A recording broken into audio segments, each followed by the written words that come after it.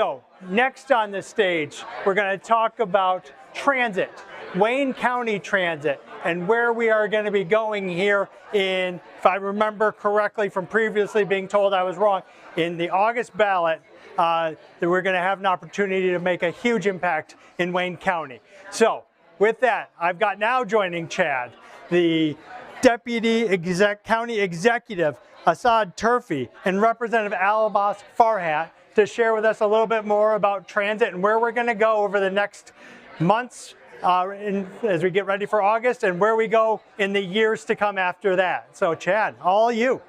Okay, well gentlemen, thanks a lot for joining. Assad, I want to start with you. Talk a little bit about what is on the ballot, kind of like structurally for voters to consider this year. Yes, it's the opportunity for the first time in Wayne County's history to be able to have a countywide transit millage to get all 43 communities included into our transit plan.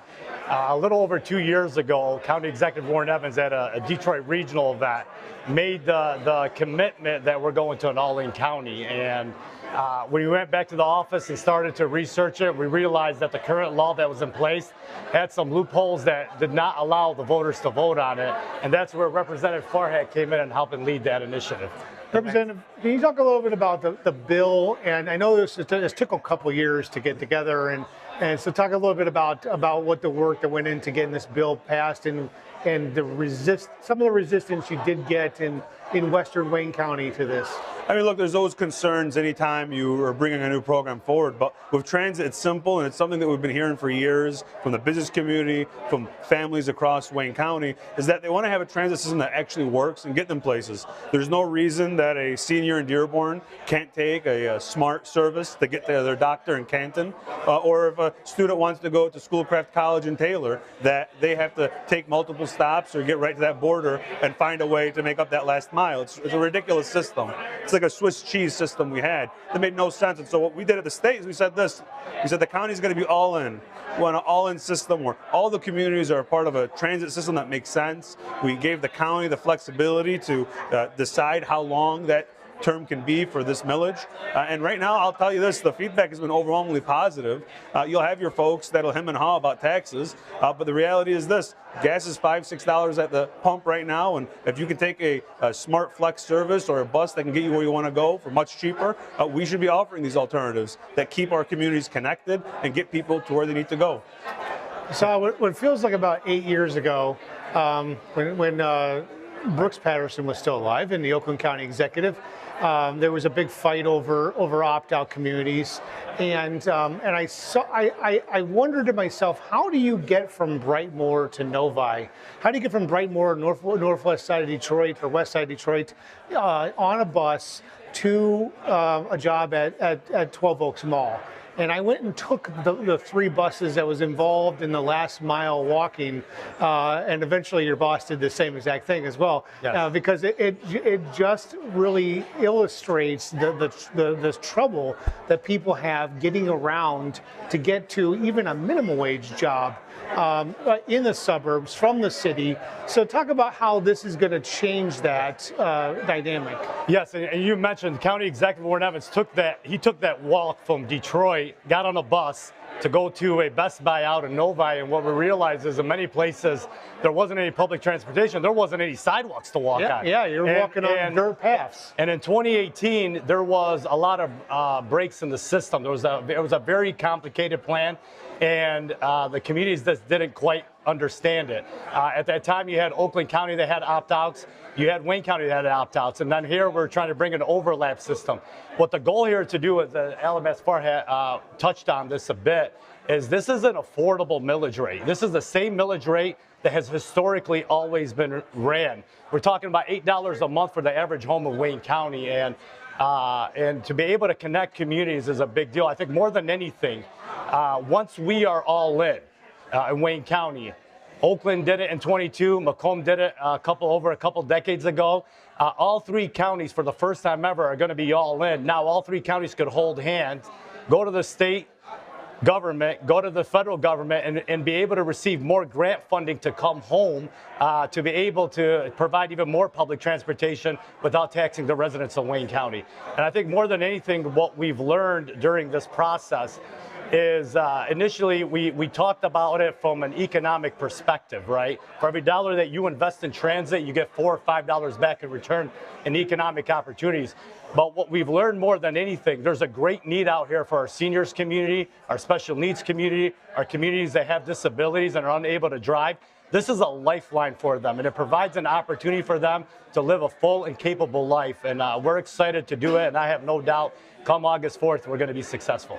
Representative Farhat, the proposal here gets rid of all opt-out communities, including Detroit, which runs its own bus system, but has obviously the SMART system comes into Detroit. Can you talk a little bit about how that's going to work for Detroit? And I mean, this does add a new tax for Detroiters. Yeah. But they'll also see the new benefits that come with it, right? DDOT and SMART are going to work closely together. DDOT's going to be a beneficiary of the millage revenues collected in that city to reinvest in their services and their offerings to their residents. And like the Deputy County Executive just said, you know, when you have an all-in approach to transit, you're more competitive when you go to the federal government and the state government to try and get grant money for these large infrastructure projects that streamline what we want to see.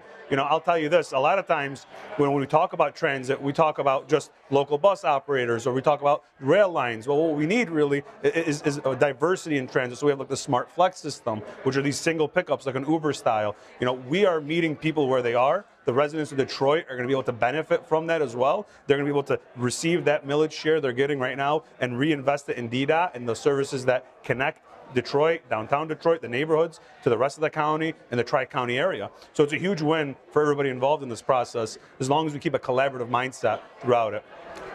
Assad, back in 2018, we had a regional transit tax that failed at 2016. I'm losing track of the years now. Yeah. Regional transit tax failed. It was supposed to be the sort of catch-all. Now you guys have gone and did this new approach. Does this guarantee to voters that there won't be an ask in the future for a new regional transit tax that would go on top of the SMART tax? Yeah, I don't want to say there's never ever a guarantee, but those discussions are not being happened right now. We have not had them.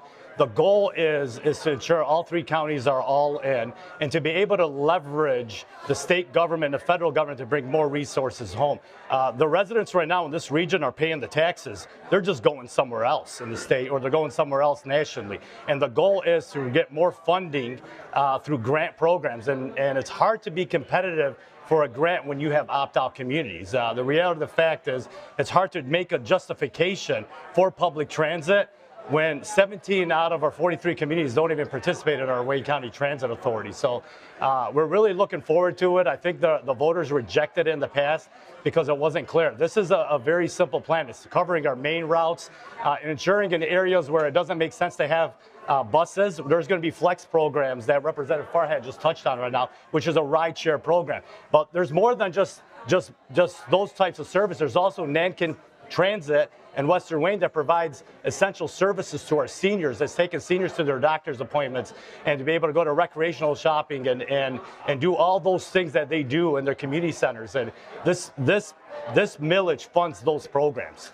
What about bus rapid transit, which was contemplated in the 2016 proposal? Cities like Grand Rapids have built these systems out. Lots of other bigger cities around the country certainly have as well. Is that a goal to have a BRT running down Ford Road, for example, and connecting these suburbs with a much faster service? That's one of the biggest complaints. Yeah. So either one. Yeah, I mean, I'd say this. What we need right now is transit in all forms, like we said. It's the Smart Flex program that does the ride sharing. It's Bus Rapid Transit that's able to use these big main lines that move people faster, quicker to where they got to go, and we cut down on that commute times. But all of it only works is if you're playing a full chessboard. And what you've seen is under the leadership of Wayne County Executive Warren Evans and his team, you've seen this approach meeting with all 17 communities in the county, talking to them, building on a proposal of, well, here's where Bus Rapid Transit makes sense. Here's where Flex makes sense. Here's where maybe we partner with the locals more makes sense. And what transit really is about at its core is getting people where they need to be as fast as possible, as safe as possible, and as cost effective as possible. And by having a opt-in system where everyone is in automatically, we're able to use economies of scale to get better pricing. We're able to make sure lines run faster and more efficiently, and we're not avoiding certain territories or missing certain stops. And like you said earlier, you know, I went on a similar bus ride, we had to walk a mile, and there was no sidewalks. And that's a ridiculous system that continues to exist and that we have to move away from.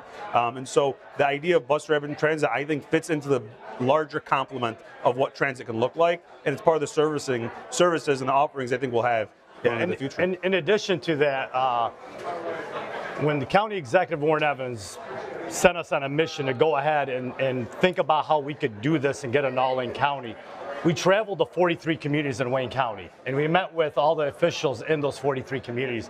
And when we did, we took representatives from SMART with us, and we took representatives from the Regional Transit Authority, Ben Stupko, with us, and his staff.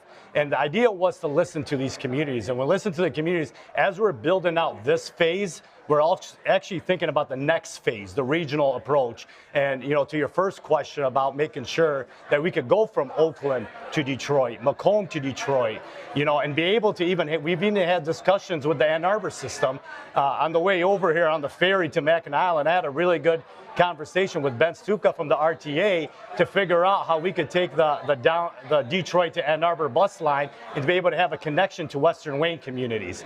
So there's definitely a lot of progress there. I see Dave Woodward standing back there in the back. Definitely been a very strong transit advocate in Oakland County, and we're keeping those regional ties important. But why it's going to work well as a region is because all three county executives, from County Executive Evans to County Executive Coulter to County Executive Hackle, they get along and they work well together. And then us, the staff, we get along with all their staffs, and it's going to trickle down through the whole system. And now what we need is to ensure that our region is working well together for public transportation, ensure that it's improving all lives across the board.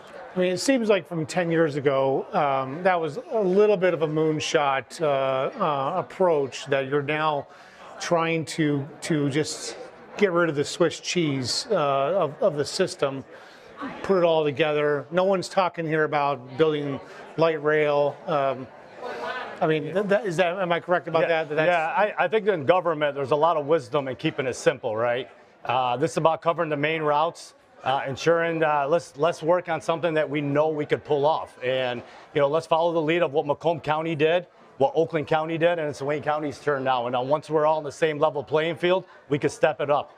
Yeah. Representative Farhat, final thoughts? Yeah, I'll say this. In an ideal world, we're able to get to a transit system that has light rail as a component of it, that has high-speed rail that connects Detroit to Traverse City to Grand Rapids. But for right now, we're proving the concept that while the rest of the country might be in chaos, well, there's uncertainty at the state level of the budget. As you know, Wayne County, the residents of Wayne County, are in stable hands with the leadership of Warren Evans, County Executive Evans, his team, and that we're doing something to tackle the affordability issues they're facing on transit, on getting around, and the cost of living. And that's really what this is about come August 4th, is a proposal that's going to tackle those costs, give them an alternative that's fast, that's cheap, it's affordable, and that's a quality service they can rely on.